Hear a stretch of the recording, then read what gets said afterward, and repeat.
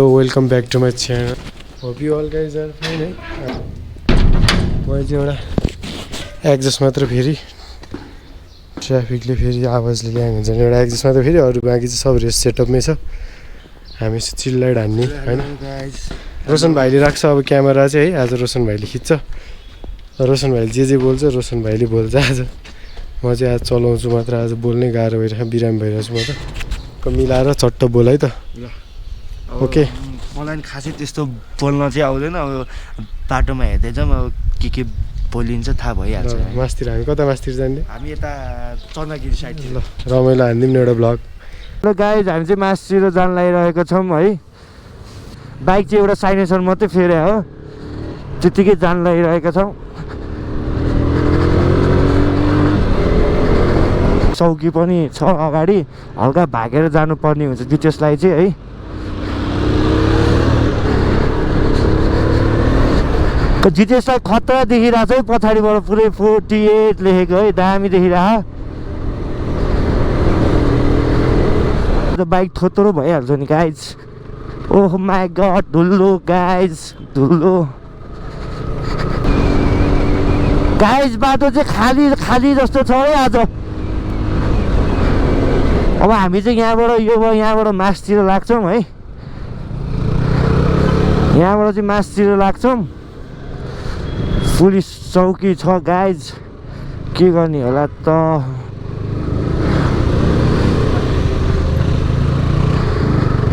हाम्रो रितेश छ यता,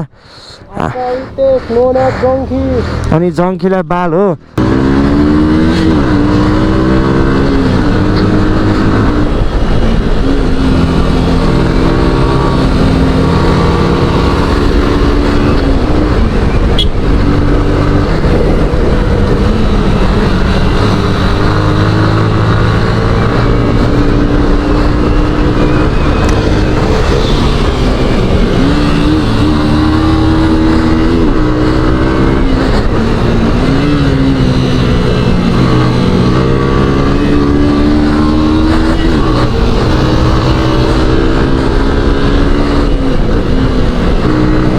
हल्का कुदाइन्छ गाइज होइन, अब नबोलौँ, यतिकै नर्मल कुदाइदिरहौँ।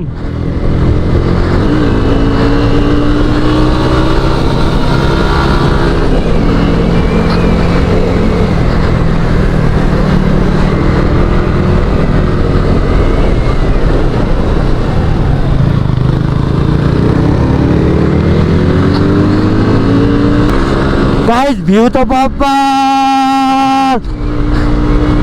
रितेशलाई फ्लाइ गराइदिउँ हो गाइज। यसो यहाँ हल्का बिस्तारै हेरेर कुदाउनु पर्ने हुन्छ है।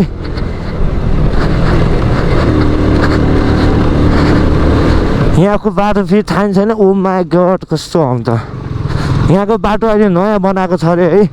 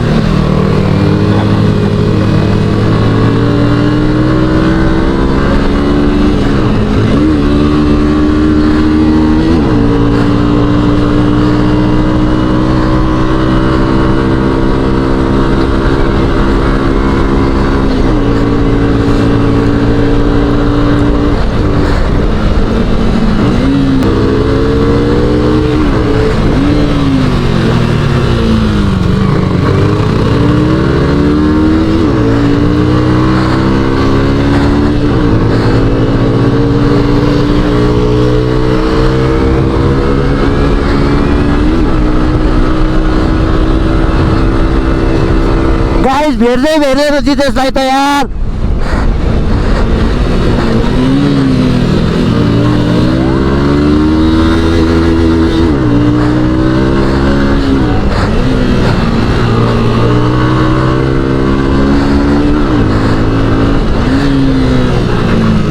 बाटो हल्का चिप्लो छ यार गाइज।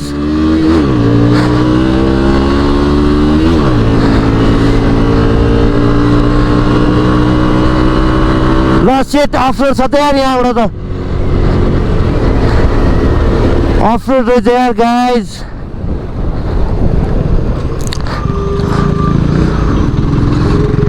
माथिबाट पिच हो कि भन्ने कुरा छ तर यहाँ चाहिँ अफरोड रहेछ यार अफरोड छ त यार छ्या योभन्दा त कालुपा नै जानु बेस्ट रहेछ यार अनि यहाँ त पुरै बाटै खत्तम छ यार के त जाने थानकोटतिर तल्लोको बाटोकै टोटोलको कुदाएकै मजा आएन यार गाइज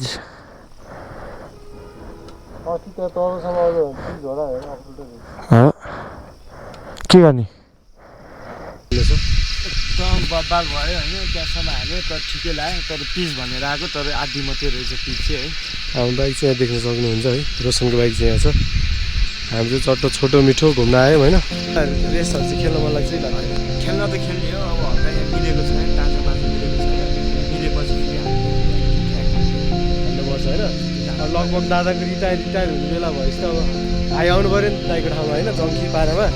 अब हाम्रो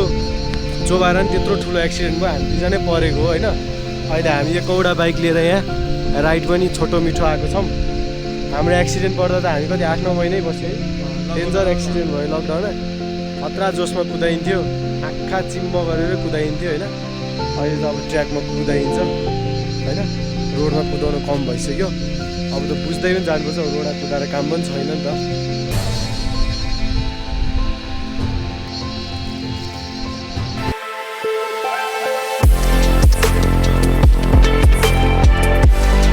आवाज सुनौँ न यस्तो आवाजले चाहिँ खुब छुट्टै भाइब दिन्छ क्या त्यो कुन किरा हुन्छ नि त्यो टक्कल आनन्द वा पिस क्या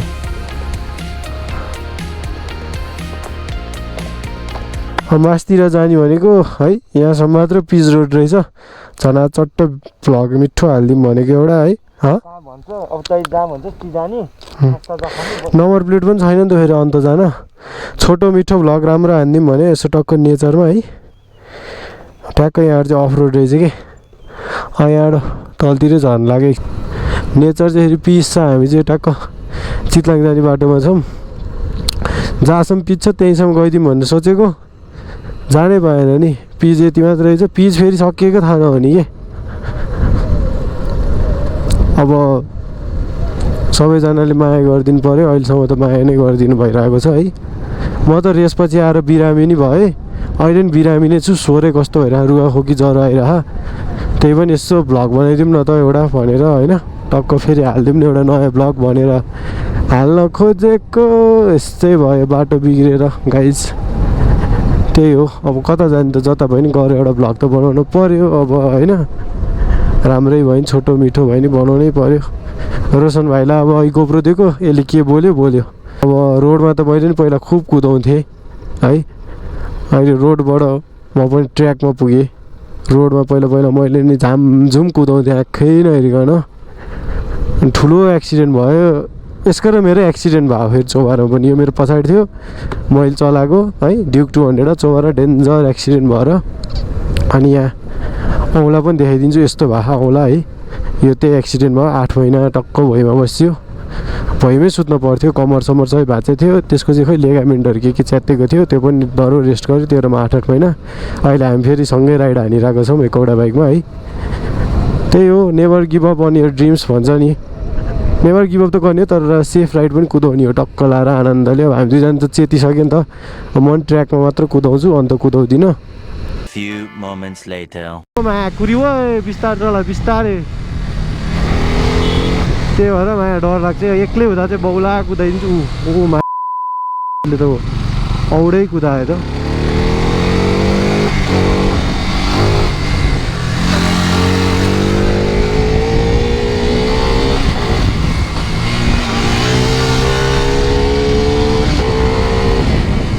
तेरो दादा मार्केट आइसक्यो बाबु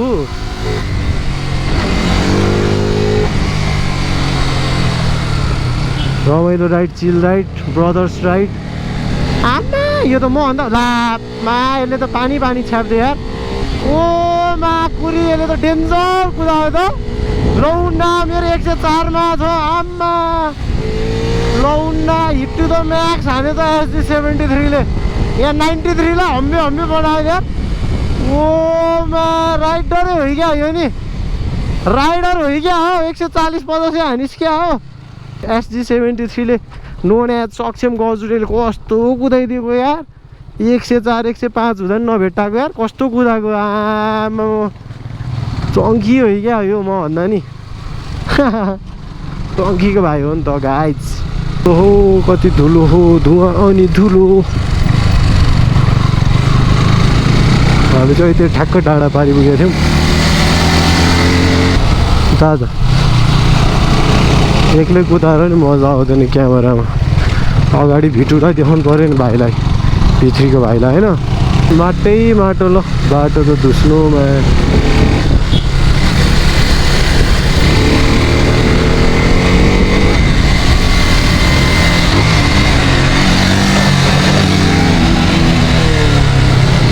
साईको हो क्या हो